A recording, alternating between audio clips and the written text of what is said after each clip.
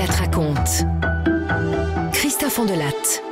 Voici une grande enquête de gendarmerie.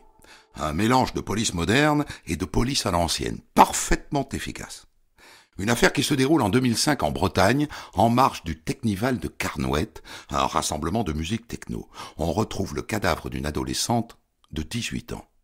Pour le débrief tout à l'heure, je ferai appel à maître Fanny Collin, du barreau de Paris, avocate de la partie civile dans ce dossier. J'ai écrit cette histoire avec Thomas Audouard, réalisation Céline Lebras. Europe 1, Christophe Ondelatte.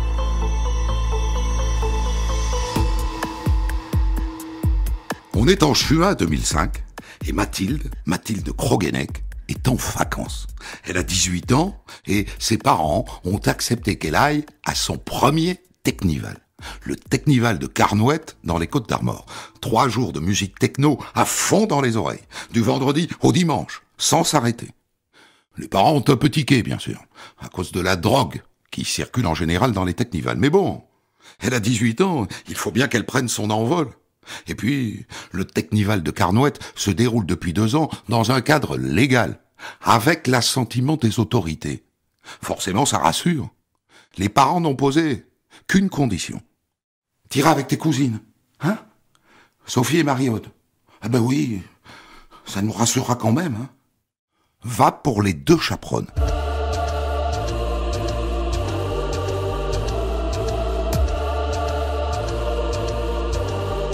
Et donc le vendredi matin, les voilà partis à 2 voitures, Mathilde et son petit copain, Adrien dans l'une, et les 2 cousines dans l'autre.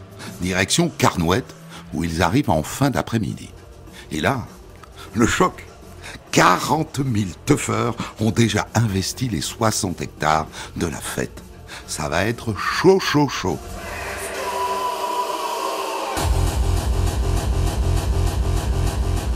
Bon, si on se perd, faudrait qu'on se fixe un point de rendez-vous. Ouais, t'as raison. Écoute, on n'a qu'à se retrouver là, devant ce smiley là, ce smiley géant. Ok, ça roule. Sage précaution que ce point de rendez-vous. Parce que, au bout d'1 heure, emportés par la foule, Mathilde et Adrien ont perdu les cousines. Mais qu'importe, quelques verres, quelques pétards, et ils se mettent à danser. Dans la soirée, ils se retrouvent comme ça plusieurs fois, et puis ils se perdent à nouveau. Un Technival, ça n'est pas un rassemblement de scouts.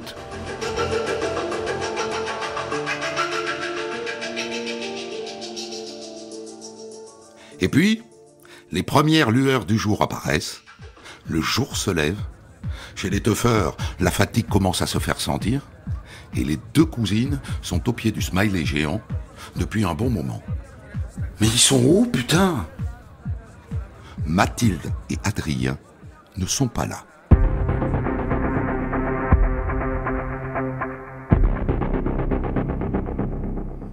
Au même moment, 2 autres teufeuses cherchent un coin discret pour faire pipi. Discret et propre. Parce qu'à cette heure-là, après une nuit de teuf, les toilettes sont dégoûtantes. Elles choisissent une petite forêt de sapins qui jouxte le champ. Elles entrent dans le bois. Et on les entend hurler. Elles viennent de buter sur un corps. Le corps d'une jeune fille, nue, les jambes écartées et couvertes de sang. Les gendarmes bouclent immédiatement la zone. Pour l'instant, la jeune fille n'est pas identifiable. Elle n'a ni ses papiers, ni son portable. Juste des clés de voiture au fond de la poche de son jean.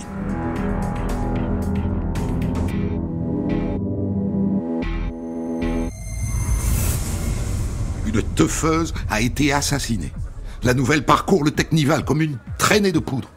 Et bien sûr, elle arrive aux oreilles des 2 cousines, pile au moment où Adrien déboule. Hagard. Il a le sac et les chaussures de Mathilde à la main.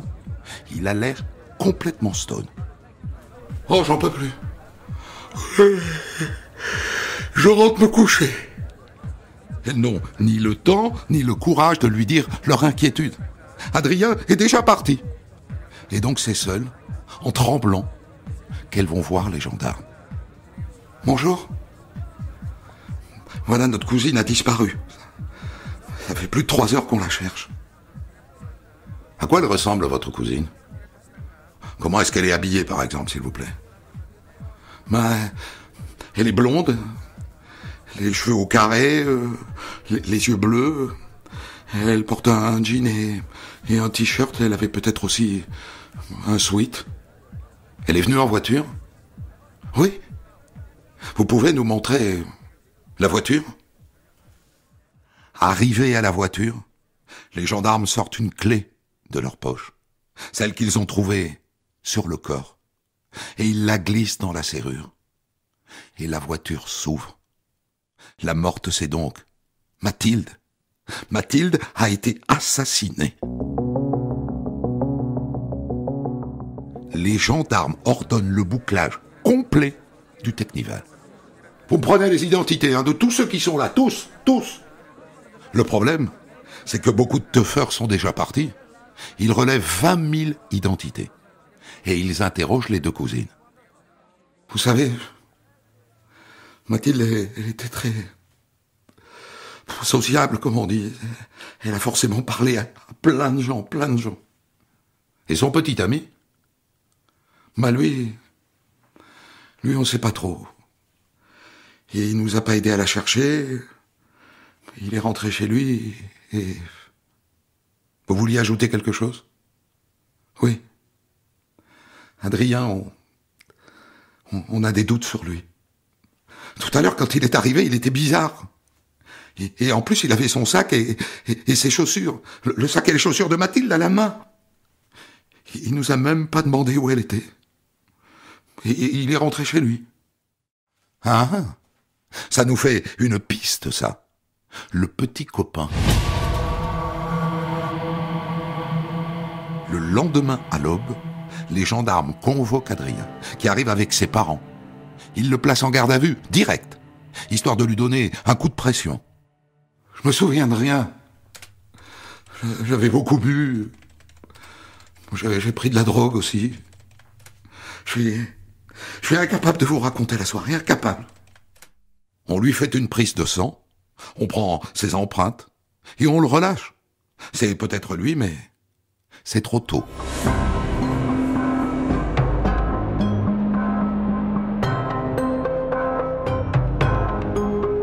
Les TIC, évidemment, les experts de la gendarmerie, ont ratissé la scène de crime. Ils ont trouvé un couteau à cran d'arrêt, couvert de sang, et l'emballage d'un préservatif maculé de sang lui aussi. Et puis, le légiste procède à l'autopsie du corps de Mathilde. Bon, première chose sans surprise, elle avait bu, pas mal. Taux d'alcoolémie de 0,85 grammes par litre de sang. Et puis, sans surprise non plus, elle avait consommé de la drogue, alors on a de l'ecstasy et de la cocaïne. Bon, à part ça, j'ai compté 28 coups de couteau, dont au moins 15, 15 étaient mortels. Elle avait aucune chance d'en réchapper. Le foie, rien que le foie, est perforé à 6 endroits. Et les poumons aussi sont perforés. Ils sont pleins de sang. Elle est donc morte à la fois d'asphyxie et d'hémorragie, les deux en même temps. Est-ce qu'elle a été violée? Ça, c'est difficile à dire. À minima, elle a subi des attouchements, après la mort. Peut-être avant, mais des attouchements, au minimum.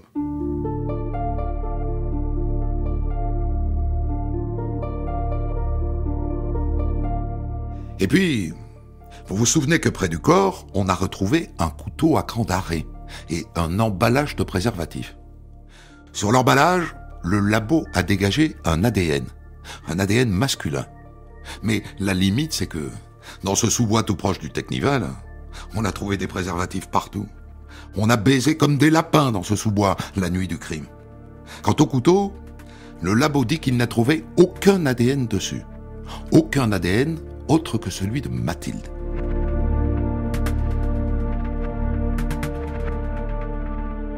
Mais les gendarmes sont têtus. Ils renvoient le couteau au labo avec ordre de le démembrer, de le démonter entièrement. Un couteau à cran d'arrêt, il peut y avoir de la transpiration qui a glissé à l'intérieur et de tout petits bouts de peau qu'on appelle des cellules épithéliales. On retrouve ce genre de truc aujourd'hui. Et bingo. Bon, vous aviez raison, hein. Il y a de l'ADN sous le manche du couteau. Et ça n'est pas l'ADN du petit copain, Adrien, qui est donc mis hors de cause.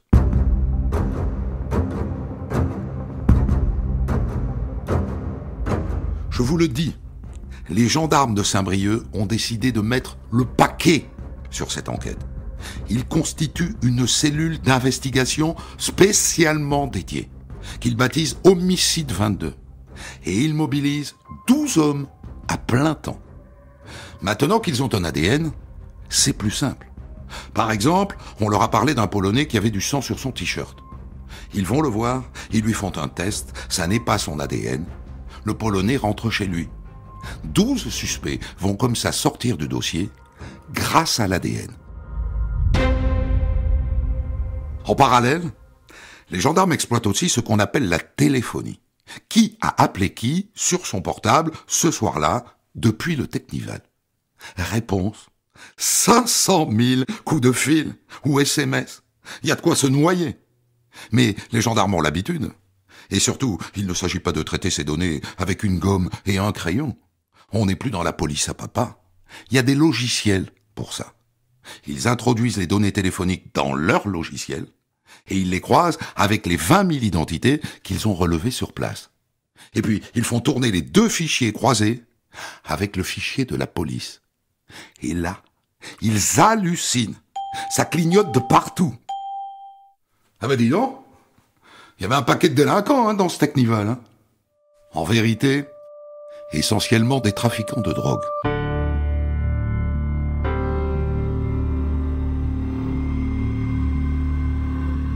Les gendarmes étudient aussi bien sûr la téléphonie spécifique de Mathilde. Pas son téléphone, on ne l'a pas retrouvé, mais la facture détaillée de son portable, avec la géolocalisation des appels.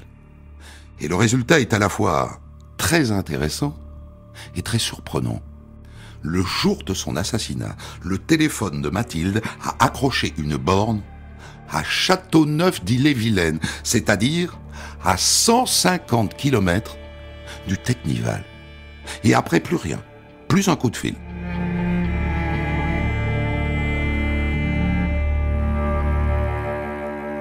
À partir de là, les jours passent, les semaines, l'enquête s'enlise. Pas une piste.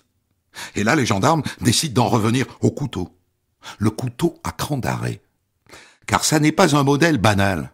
On ne le trouve pas au supermarché du coin.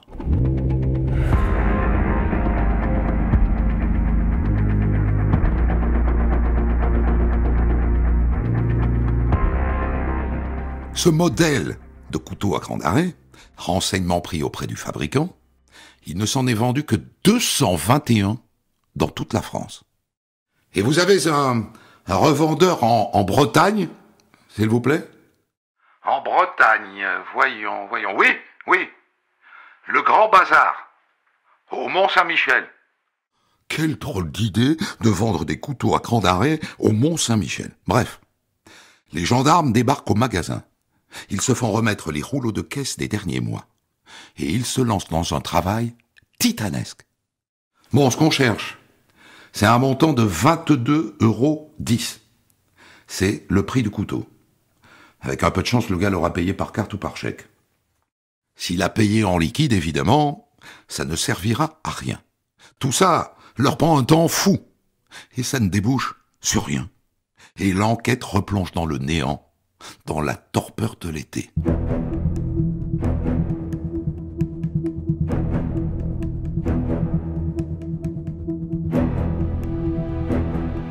Et puis, arrive le mois de septembre, la rentrée. Et soudain, le téléphone portable de Mathilde se remet à émettre. À Châteauneuf-d'Ille-et-Vilaine, justement, là où il avait été mis pour la dernière fois. On a changé la puce, mais vous savez que les portables ont un numéro à eux, le numéro email. Quelqu'un utilise le téléphone de Mathilde avec une autre puce. Et grâce à cette puce, on sait tout de suite qui c'est. Et quand les gendarmes entrent le numéro dans leur logiciel, bingo de chez bingo. Le gars était au Technival le jour du crime. Il y était avec 4 amis. Encore mieux. Dans les 4, il y en a un qui est fiché pour vol au pluriel. Le 15 novembre, les 5 garçons sont placés en garde à vue. On commence par prendre leur ADN. Bien, jeune homme. Savez-vous que vous êtes en possession du téléphone de la jeune fille qui a été retrouvée morte poignardée au Technival de Carnouët? Je vous écoute. Oh non? Oh, je vous jure, je savais pas. C'est pourtant le sien. Comment est-ce que vous l'expliquez? Ce portable, moi je l'ai trouvé. Il était au bord d'un champ où j'étais allé pisser. Et pourquoi est-ce que vous avez attendu plus de 2 mois pour l'utiliser alors? J'ai fait tomber mon portable en septembre dernier, il s'est cassé. Alors je me suis souvenu que j'avais celui-là, quoi. Mais je vous jure, je savais pas qui était la propriétaire. Moi je l'ai jamais vue, cette fille. Il peut très bien mentir. Mais l'ADN de ces 5 garçons ne matche pas avec l'ADN du couteau. Alors ils sont blanchis et relâchés.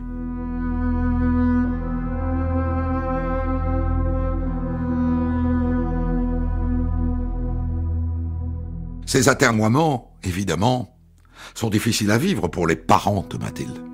Régulièrement, on les appelle pour leur dire « il y a du nouveau ». Et puis dans la foulée, on leur dit « désolé, ça n'a rien donné ».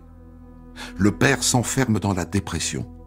Et en janvier 2006, 6 mois après la mort de Mathilde, il meurt. Il meurt de chagrin, de désespoir. Ça fait 2 morts. Ça fait 2 morts. Et toujours pas de suspect.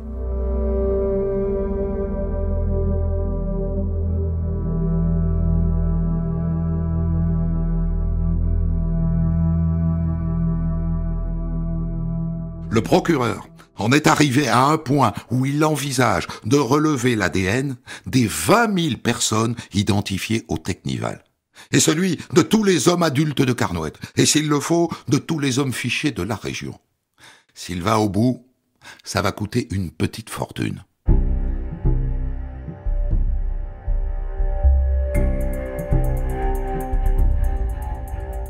En attendant, les gendarmes continuent d'explorer toutes les pistes. Et à un moment donné, ils décident d'exploiter les photos prises par Adrien pendant la teuf. Il a pris au total 40 clichés. Et comme il était souvent près de Mathilde, dessus il y a peut-être la tronche du tueur. Il passe tous les clichés au crible. Et il les montre à Adrien et aux cousines de Mathilde. Ces deux-là, là. Je sais pas qui c'est, ça me dit rien. Ils isolent 2 hommes que personne ne reconnaît. L'un d'eux a un t-shirt siglé Georgette Forever, il est rapidement identifié. C'est un cracheur de feu que Mathilde et ses amis ont croisé au cours de la soirée. Il est retrouvé, mais son ADN ne colle pas. Il est donc blanchi. Le deuxième homme, les gendarmes l'appellent l'homme au pull rouge. Il est brun, très bronzé, souriant. Il a l'air d'être saoul comme un cochon. Et sur l'une des photos, il est bras dessous avec Mathilde. Le cliché a été pris à 6h23 du matin. Personne ne se souvient de lui. Les gendarmes décident de diffuser cette photo à tous les commissariats et toutes les gendarmeries de France. On ne sait jamais.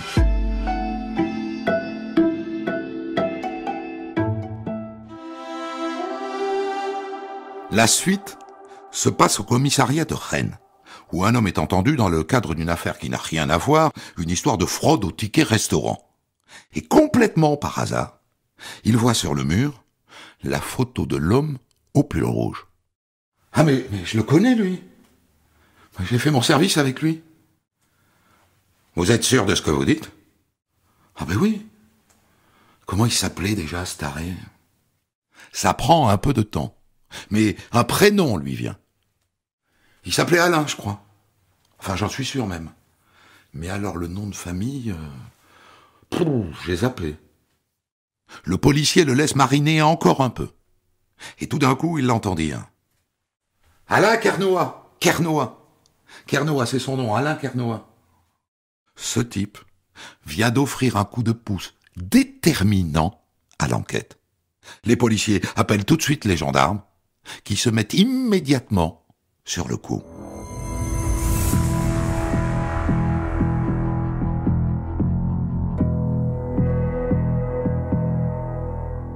Selon les premières infos que les gendarmes ont pu recueillir, cet Alain Kernoat travaille dans la marine.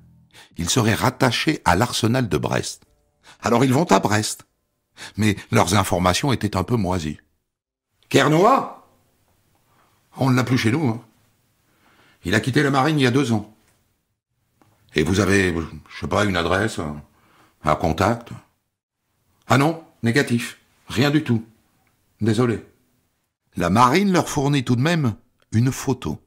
Et honnêtement, il ne ressemble en rien aux photos de la soirée. Il a l'air pâle alors que, sur les clichés, il était bronzé.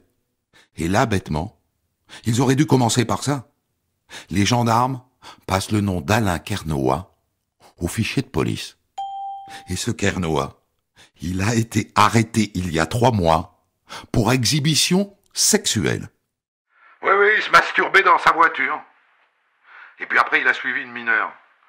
Et donc, elle a relevé sa plaque, et c'est comme ça qu'on l'a coincé, quoi. Et vous allez pas le croire.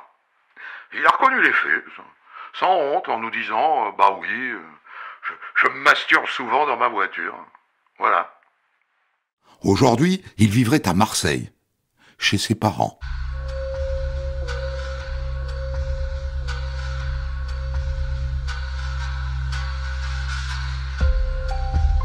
Les gendarmes mettent les comptes bancaires de ce Kernoat sous surveillance. Et là, ils s'aperçoivent qu'en ce moment, il est en Pologne. Et au passage, il ratisse ses relevés bancaires. Quelques jours avant le Technival, l'oiseau était au Mont-Saint-Michel. Et il a dépensé 82,50 € à l'armurerie du Mont-Saint-Michel, le grand bazar. Et donc, possiblement, il a acheté là-bas ce couteau à cran d'arrêt. Plus autre chose. Donc ça sent bon, tout ça. Pourvu qu'il rentre de Pologne. Un jour, toujours sur son compte bancaire, les gendarmes voient qu'il vient d'acheter un billet Varsovie-Marseille. Ils le cueillent dès qu'il arrive chez ses parents. Et ils le placent en garde à vue.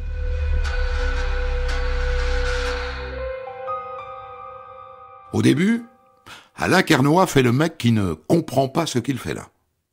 On lui fait une prise de sang, il se laisse faire. On aura les résultats dans 6 heures minimum. Alors en attendant, l'interrogatoire continue. Monsieur Kernoat, est-ce que vous vous êtes déjà rendu dans les Côtes d'Armor ? Ouais, quand je travaillais en Bretagne. J'ai dû passer une fois en allant au Mont-Saint-Michel. Qu'est-ce que vous êtes allé faire au Mont-Saint-Michel ? Bah, je visitais, quoi. Juste visiter ? Oui. Ah, et puis j'ai acheté des couteaux aussi. Il va même jusqu'à détailler les modèles de couteaux, dont le fameux couteau taïwanais de type Ranger's Knife à manche bleue ajourée. Toujours en attendant les résultats de l'ADN, les gendarmes perquisitionnent sa chambre, chez ses parents. Il se prête au jeu. Il montre tout ce qu'il a. Ses étoiles ninja, ses autres couteaux. Et là, les gendarmes tombent sur une recette pour fabriquer du GHB, la drogue du violeur. Et puis toujours dans l'attente des résultats ADN, ils reprennent l'interrogatoire. Vous vous êtes déjà rendu au Technival de Carnouët, monsieur Kernoat ? Bah oui. Moi, je suis allé au Technival de Carnouët, l'année dernière. Et qu'est-ce que vous avez fait là-bas ? Bah, j'ai écouté la musique, j'ai dansé, j'ai picolé, j'ai dragué des filles, j'en ai embrassé quelques-unes, je sais pas combien d'ailleurs, sous des tentes, derrière des camions, à l'abri des arbres, enfin, un Technival, quoi. Ça se précise. Mais lui, continue de se la jouer, très décontracté. Il dit des trucs comme « Ah putain, il fallait que je porte ma voiture au garage. J'avais pris rendez-vous pour demain, merde. Bah, elle va rester en panne. » Ou encore « C'est le mariage de ma sœur samedi. Bah, j'ai toujours pas acheté ma tenue, hein. Ça va me retarder tout ça. » Et puis aussi « Bah, il fallait que je passe au consulat de Pologne pour m'enseigner pour un un permis de séjour pour ma copine. Et là, tombent les résultats des analyses génétiques. Il ne fait plus le mariole, parce que c'est lui.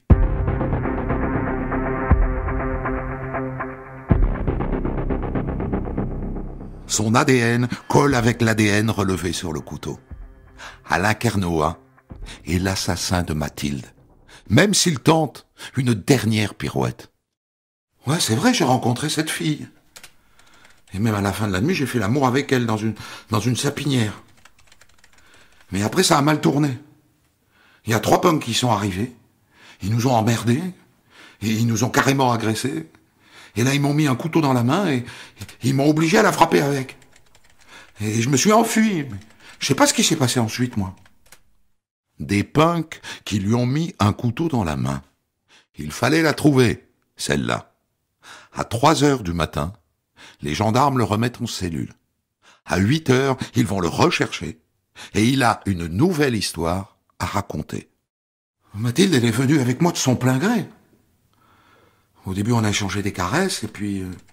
on n'a pas eu de relation sexuelle, hein. Et puis... je me suis mis à la frapper. Sans raison. J'ai commencé à lui donner des coups de couteau comme ça. Elle s'est enfuie. Je l'ai rattrapée. C'est comme si j'étais... dans un jeu vidéo, quoi. Et j'ai encore donné des coups de couteau. Mais c'est comme si, vous voyez, elle était... en plastique, quoi. Je me souviens de la plaie à la gorge. Elle était aussi large que mon doigt.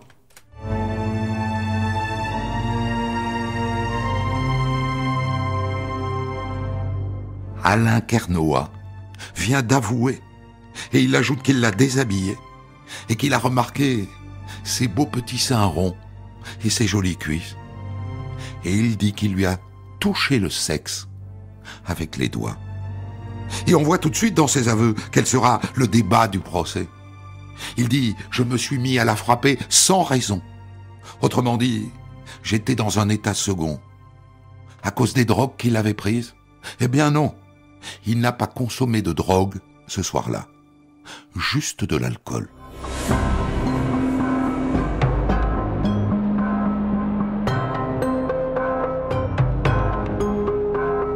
Alors avant de le retrouver sur les bancs de la cour d'assises, qui est ce garçon? Quelle est son histoire?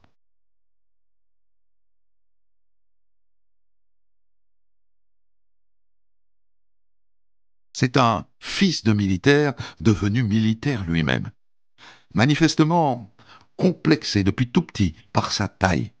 Il a pris un traitement hormonal pour grandir, mais il n'a pas dépassé les 1,60 m.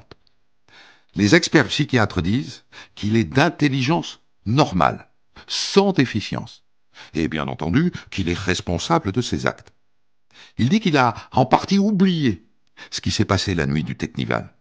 Mais les psys pensent que son amnésie l'arrange, que c'est un manipulateur, un dissimulateur, un mythomane, ce que confirment beaucoup de ceux qui l'ont fréquenté dans la marine. Ah ben un jour, il a dit qu'il avait vu des dizaines de cadavres pendant le tsunami. C'était pas vrai.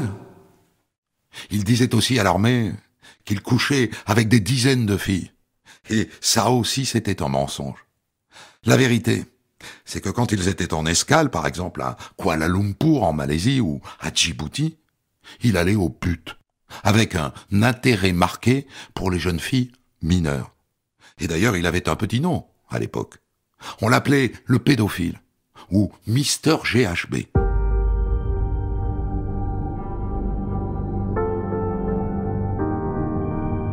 Le juge organise bien sûr une reconstitution à Carnouët, mais il dit que sa mémoire lui joue des tours.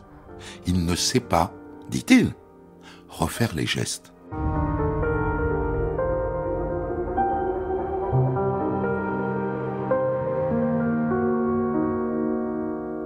Le procès d'Alain Kernoat s'ouvre le 22 septembre 2008 à Saint-Brieuc. La cour!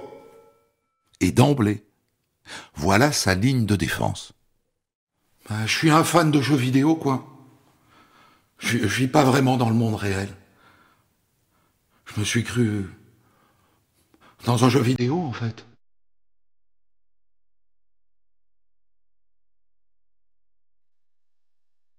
C'est pas gagné comme ligne de défense.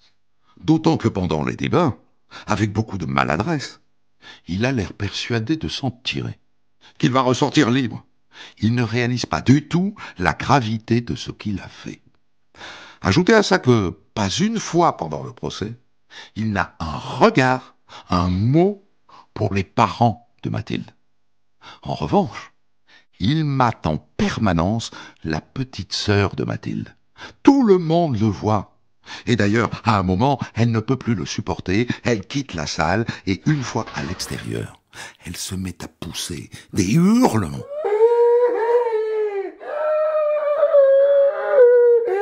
Des hurlements qui retentissent jusque dans la salle d'audience.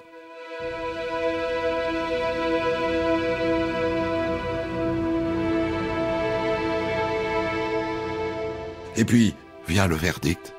Et là, il comprend. Il est condamné à la réclusion criminelle à perpétuité. Il reste prostré dans son box pendant près de 20 minutes. Et bien sûr, il fait appel. Il est rejugé en février 2010 à Rennes. Et cette fois-là, il enrôle le meilleur des avocats, Éric Dupond-Moretti. Et Dupond-Moretti, voyez-vous, c'est un avocat qui est capable de recadrer son client quand il dégoise. C'est insoutenable, enfin. Soyez clair, soyez net, soyez précis.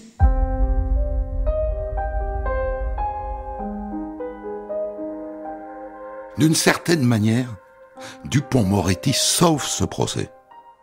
Mais pas son client, qui est condamné à 30 ans de réclusion criminelle, dont 20 ans de peine de sûreté.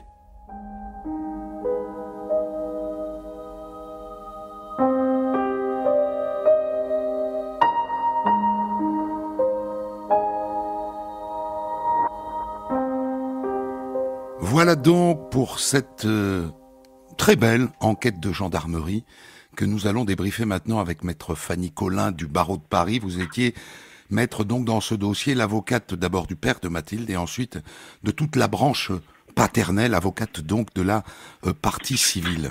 Vous êtes d'accord avec moi pour dire que c'est une belle enquête de gendarmerie? Et d'ailleurs, qu'en ont pensé vos clients? Je suppose qu'ils sont passés par toutes les couleurs, mais au final, ils ont exploré toutes les pistes, quoi, en mettant les gros moyens. C'est plus qu'une belle enquête, parce que quand l'affaire débute, l'enquête débute, ça paraît tout simplement être une enquête impossible.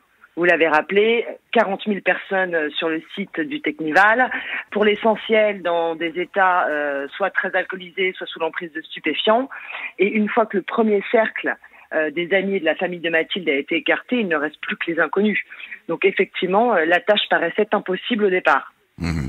Une cellule spéciale tout de même, ça arrive. C'est d'ailleurs une technique de travail de la gendarmerie très spécifique. Ils l'ont fait dans d'autres dossiers, mais enfin c'est pas courant non plus. Non, mais ce crime a particulièrement marqué les esprits parce que la victime était jeune, Mathilde avait 18 ans, que l'assassinat a eu lieu sur le site d'un Teknival qui avait été autorisé par l'État. Donc évidemment, tout le monde a beaucoup parlé des questions de sécurité qui auraient pu être défaillantes à ce moment-là. Et les gendarmes ont fait preuve d'une pugnacité absolument hallucinante, ce qui leur a permis quasiment un an jour pour jour après le crime de découvrir l'auteur. Il y a quand même aussi le nez. Au-delà des moyens, des logiciels, c'est assez fascinant tout ça, parce que c'est la police d'aujourd'hui, c'est comme ça que ça marche, de l'exploitation de la téléphonie de 20 000 personnes, 500 000 coups de téléphone. Il y a le nez de ce gendarme qui demande qu'on démonte le couteau à cran d'arrêt, qu'on ne se contente pas de prélèvement à la surface du couteau. Ça aussi, il y a un coup de génie là-dedans. Ça a été effectivement le moment clé où l'enquête a basculé, puisqu'avec un ADN, donc l'ADN qui a été trouvé à l'intérieur du manche du couteau correspondait à l'ADN qui avait été trouvé sur l'emballage de préservatif, on avait la quasi-certitude d'avoir l'ADN du coupable. Et donc effectivement, il cherchait à en déterminer l'identité, mais ça a été une avancée majeure, et effectivement sur le seul feeling du gendarme qui n'a pas voulu lâcher l'affaire et qui a demandé au laboratoire de recommencer et de démonter le manche pour essayer de trouver un ADN à l'intérieur du couteau. Disons les choses franchement, j'en raconte des histoires, et vous aussi, vous en ouvrez, vous en lisez des dossiers. C'est extrêmement rare qu'on renvoie une pièce à conviction disant vous n'avez pas trouvé d'ADN, démontez, vous en trouverez. C'est rare. Oui, c'est très rare, et surtout c'est rare dans un temps aussi court. C'est-à-dire que parfois on peut retourner un scellé ou un élément des années après parce que les techniques auraient pu évoluer. Là, c'est pas du tout le cas. C'est vraiment une demande de chercher encore, il faut qu'on trouve quelque chose, il y a nécessairement quelque chose. Dans cet acharnement, vous voyez une manière pour l'État, les gendarmes sont des militaires, de se rattraper de ce Teknival autorisé dont on ne veut pas avoir, qu'en vérité c'est un lieu de trafic de drogue important et où l'insécurité est entière. Donc une manière de se rattraper, vous voyez ça, vous ? Effectivement, alors évidemment la responsabilité de l'État n'a jamais été engagée, mais c'est vrai que ça avait été un des motifs pour lesquels les parents de Mathilde avaient décidé de la laisser aller à ce Teknival. C'était parce que c'était autorisé par l'État, que c'était censé être sécurisé, que les forces de police et de gendarmerie étaient présentes sur place, et que tout ça avait été annoncé dans la presse. Le fait que c'était un lieu et un Teknival qui serait sûr. Donc, effectivement, je pense que le fait que cette fête ait lieu sous l'égide de l'État a conduit les gendarmes à mettre les bouchées doubles. Un mot, maître Fanny Collin, sur le papa de Mathilde, dont vous avez été l'avocate pendant quelques mois, c'est-à-dire jusqu'à sa mort après 6 mois d'instruction. J'ai émis l'hypothèse qu'il soit mort de chagrin. Mais c'est une hypothèse qui me paraît complètement exacte. Thierry, le papa de Mathilde, c'était un homme qui était assez jeune, il avait la quarantaine. Mathilde était sa fille unique et il est décédé brutalement, soudainement. Il n'était pas malade. Et donc, il n'y a qu'une hypothèse possible, c'est qu'effectivement, il est mort de chagrin et de désespoir. Et c'est le deuxième drame de ce dossier, avec un regret immense, évidemment, le fait que Thierry n'était plus là au moment où l'assassin de sa fille a été arrêté. Il n'a pas su. Non. Il est décédé quelques mois avant l'interpellation d'Alain Carnera. Alors il faut que vous me parliez d'Alain Carnera, vous l'avez vu aux 2 procès. D'abord quand il apparaît dans le box au premier procès, la première fois, vous l'avez vu peut-être à la reconstitution avant ? Oui, la première fois je l'ai rencontré à la reconstitution et ce qui m'a marqué, c'est qu'il ne faisait pas peur. C'était un jeune homme tout à fait normal, quelqu'un dont on peut se dire que si on le croise dans une ruelle sombre, on ne change pas de trottoir. Et donc effectivement, quand on comparait l'horreur et la violence du crime avec le physique, somme toute, d'une banalité terrible d'Alain Carnera, on était un peu saisis. C'est la première réflexion qui nous est venue au moment de la reconstitution. Alors quand il apparaît dans le box au premier procès, on dit que les gens qui sont là ont le sentiment qu'il n'a absolument pas pris conscience de la gravité de ce qu'il a fait. Là aussi, c'est un deuxième moment assez saisissant, c'est qu'on a l'impression qu'il vient assister au procès de quelqu'un d'autre. Il ne semble pas concerné, il ne semble pas comprendre qu'il va être l'objet de ce procès, et il ne semble pas mesurer une minute la gravité des faits qui lui sont reprochés et les conséquences éventuelles s'il est reconnu coupable. Ça veut dire quoi, ça veut dire que ce type, il est un peu cintré ? Je ne sais pas s'il est cintré, mais il paraissait... Il reconnaissait les faits, même s'il n'est jamais parvenu à expliquer ni les motifs pour lesquels, soudainement, il s'est mis à frapper Mathilde, mais il ne comprenait pas les conséquences du geste. Il expliquait à la cour ses projets d'avenir à très court terme, qu'il partirait avec sa petite amie, s'installer en Pologne, comme s'il pensait sérieusement pouvoir ressortir libre de la cour d'assises. Et ce n'est qu'au moment du verdict qu'il a compris ce qui se passait. Mais il n'est pas idiot, ça n'est pas un abruti. Non, en tout cas, l'expertise psychiatrique a conclu qu'il était d'une intelligence normale. Et d'ailleurs, lui ne se considère pas comme un idiot puisqu'il a assez régulièrement, et au cours de l'instruction et devant la cour d'assises, mis en avant le fait qu'il aurait eu une mention très bien au bac, ce qui est complètement inexact. En tout cas, il faisait preuve aussi parfois d'une forme d'arrogance qui est un petit peu gênante. La scène avec la petite sœur de Mathilde, est-ce que vous faites partie des gens qui remarque tout de suite qu'il a, en tant qu'accusé dans le box poursuivi pour meurtre, une attitude plus que inappropriée avec cette jeune fille. Je crois que toutes les personnes qui ont été présentes lors de ce procès d'assises ont été mis extrêmement mal à l'aise dès les premières heures du procès par la manière dont Alain Carnoat fixait la petite sœur de Mathilde, qui devait avoir à l'époque du procès 16 ans. Il ne parvenait pas à détacher son regard d'elle et il a été d'ailleurs rappelé à l'ordre plusieurs fois par le président de la cour d'assises. Et donc effectivement, c'est quelque chose que nous avons tous remarqué. Et bien entendu, lorsque la sœur de Mathilde, n'en pouvant plus, est sortie de la salle d'audience, ça a été un moment assez terrible. Alors, on essaye de comprendre le pourquoi. Qu'est-ce que vous avez compris, vous, du pourquoi il la tue? Il la tue parce que c'est un type qui est cintré de l'intérieur, extrêmement complexé, qui a un rapport très compliqué avec les femmes, etc. Il la tue parce que il dit j'évolue dans un monde virtuel qui est celui des jeux vidéo.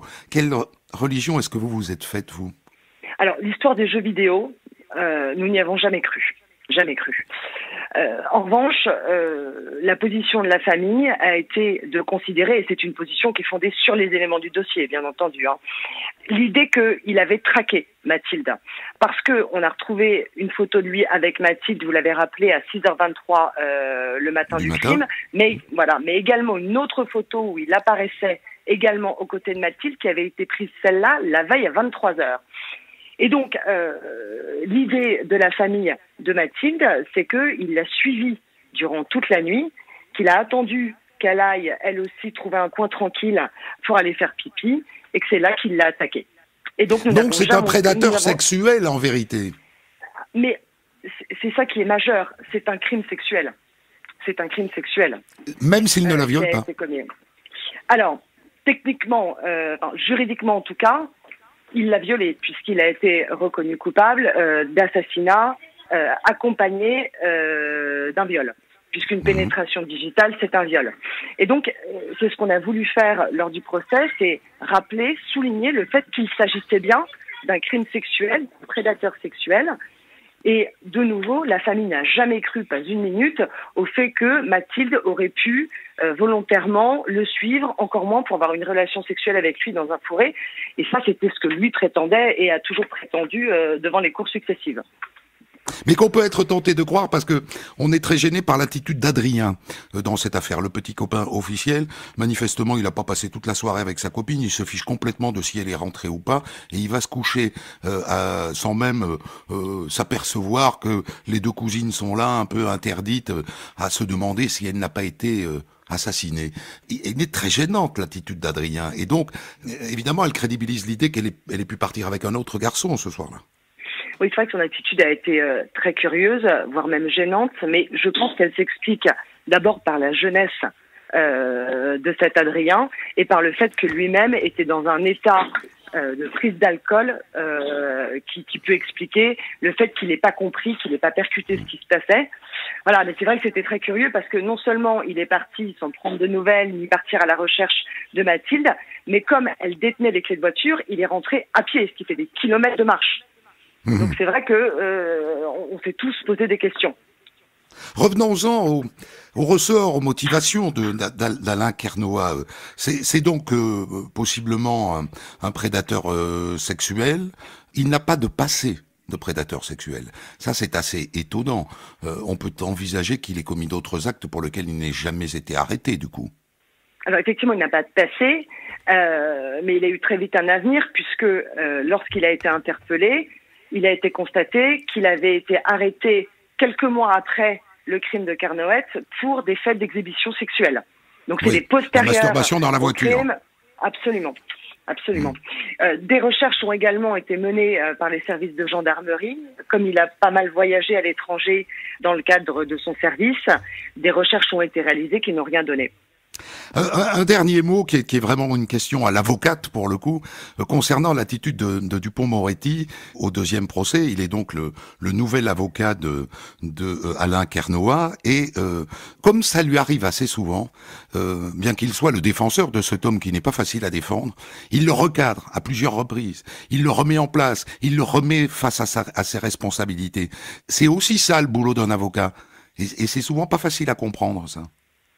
Oui, et c'est le grand talent d'Éric Dupond-Moretti, parce qu'on défend des personnes, évidemment on ne défend pas des causes, on ne défend pas les crimes, et Éric Dupond-Moretti sait, comme tous les avocats, que parfois il faut savoir pousser, maltraiter un peu nos clients pour que quelque chose en sorte, parce que c'est aussi ça l'objet d'un procès.